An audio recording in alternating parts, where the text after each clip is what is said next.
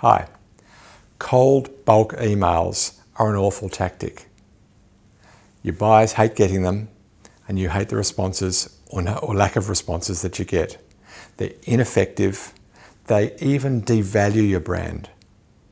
But sometimes, just sometimes, they're valued, welcomed, and very successful. I want to talk today about those exceptions.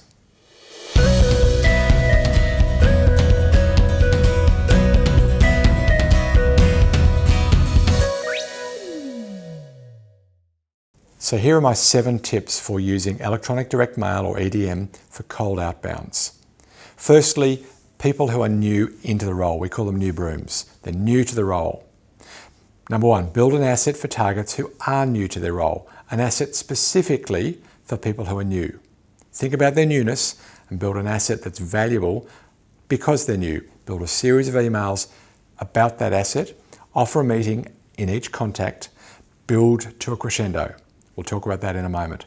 Then, for strategic targets who haven't necessarily just moved, 3 more tips. Identify the value that they will get from meeting with you. Sell that value, not your product. And the final tip is make your email as short as it can be, but no shorter. I'll explain. All right, so the first one I think I explained a little before. Basically, people who are new to the role are a great prospect. You think about why they've been hired. They've either been hired to come in to make some change, or they've just been hired to replace the other person. But even in that second case, they have views about how things can improve. They don't simply want to maintain the momentum, they want to build their own personal brand into what they're doing. It's a great time to make change, and it's a great time for you to be talking to them. For that reason, we want to. For those new brooms, therefore, we have these first tips. The first one is to build an asset that's relevant to that newness. We often call it a first 90-day pack. But is specifically, you're not saying, oh, because they're new, they'll enjoy this other white paper I've built. No, I'm talking about something very different from that. I'm talking about building an asset specific to that newness. Again, I often use the term a first 90-day pack. That's your first tip. And the second tip is to build a campaign, a series of emails about that asset. How to get it, where to get it, why to get it, how to use it, reinforce points in it. Take a look at the other videos that I produced in this 4-part series. This is the 4th of a 4-part series on electronic direct mail or EDM. And if you have a look at the trigger campaign and the cold outbound campaign videos, you'll see I'm referring in those to what I mean by this sequence. But for now, I just want to leave you with the idea in my second tip that there needs to be a series of emails related to that first 90-day pack or whatever form the asset takes in your world. My next tip related to new brooms is each time you make contact, make it easy for them and even ask them if they are ready to talk. Make it in such a way that it won't be offensive if they're not. So, although that's a clear call to action, you want to make it in the context of conversing with them about that asset. Remember, you've done this wonderful thing of giving them this gift, this valuable asset. Don't cheapen it in the way that you ask for a meeting, but don't forget to ask for the meeting either. That's another opportunity, or each of these contacts is an opportunity for you to be seeking a meeting. Because frankly, that's what you really wanted in the first place, right? And the 4th tip relating to new movers is for that series to build to a crescendo. At some point, you might retire hurt and stop communicating with them. But before you reach that point, you want to build to some really clear and really compelling conclusion related to that asset. So make sure that the email series that you send them builds to that crescendo, that obvious conclusion where it's just going to make sense for them to meet with you. Build that into your email sequence. They're my 4 tips related to new movers. Let's take a look now at those who haven't moved. So some prospects may not have moved, but they're still a great prospect. Now, cold, unwelcome, unsolicited emails are still a bad tactic for them. But there are EDMs or electronic direct mails or emails that make all sorts of sense for them.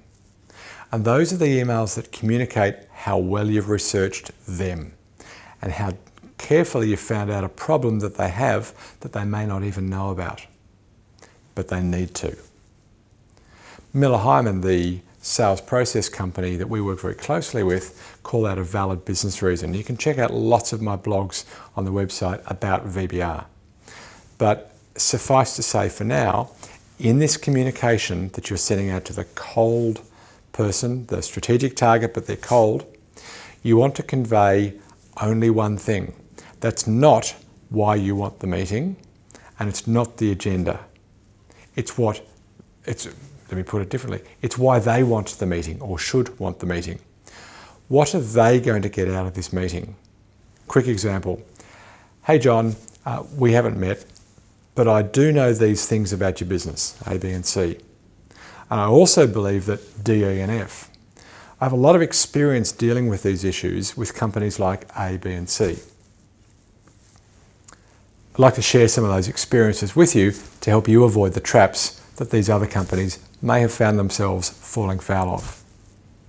That's a call to action related to the meeting that you of course want as the seller, but it's all phrased and built deliberately in the language of what are they going to get out of that meeting.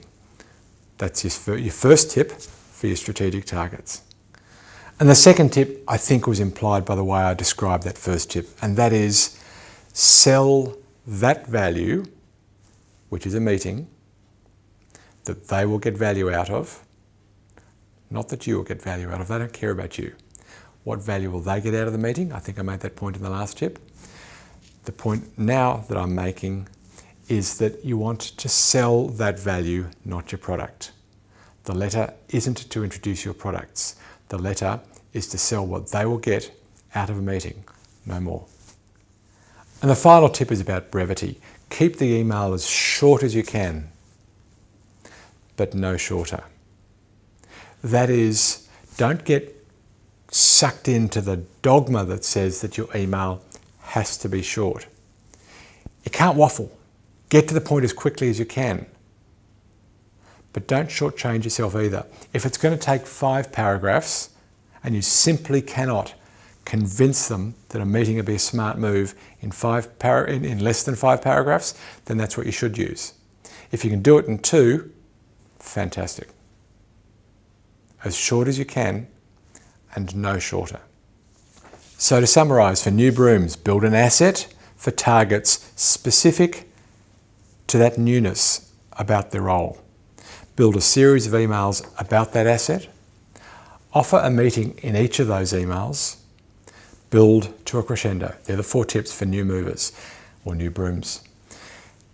Strategic targets who haven't necessarily moved, identify the value that they will get from meeting with you. Become the prize if you like. Sell that value, not your product. And the final tip is make the email as short as it can be and no shorter. Cold outreach, whether to a mover or to a strategic target who's not moving, are clearly only 2 tactics. You're going to have many, many more. Sales and marketing need to build and agree those tactics, execute them and measure their efficacy together. And that's the job of a funnel plan. Now, if you have a funnel plan, you know what I'm talking about. It's the tactics section at the bottom of your funnel plan where strategy is the top and velocity is in the middle. If you haven't got a funnel plan yet, go get one. Go to funnelplan.com. Here's a link. If you're watching this on YouTube, you can also click the little eye on your screen. That'll take you through to the same point. Go to funnel plan, get yourself a funnel plan. Now this is the 4th email in a series of 4. I do a blog every week, a video blog like this every week, but for the last 4 weeks I've been focusing just on electronic direct mail for B2B, or EDM if you like. The 4 were nurture emails, trigger email series. This 4th one was on cold email, and the one in the middle, or the 3rd one, was around building to a crescendo around events, warming people up towards an event. If you haven't seen the other ones, please feel free to go check them out. You can find them on YouTube. You can also find them on our website at align.me.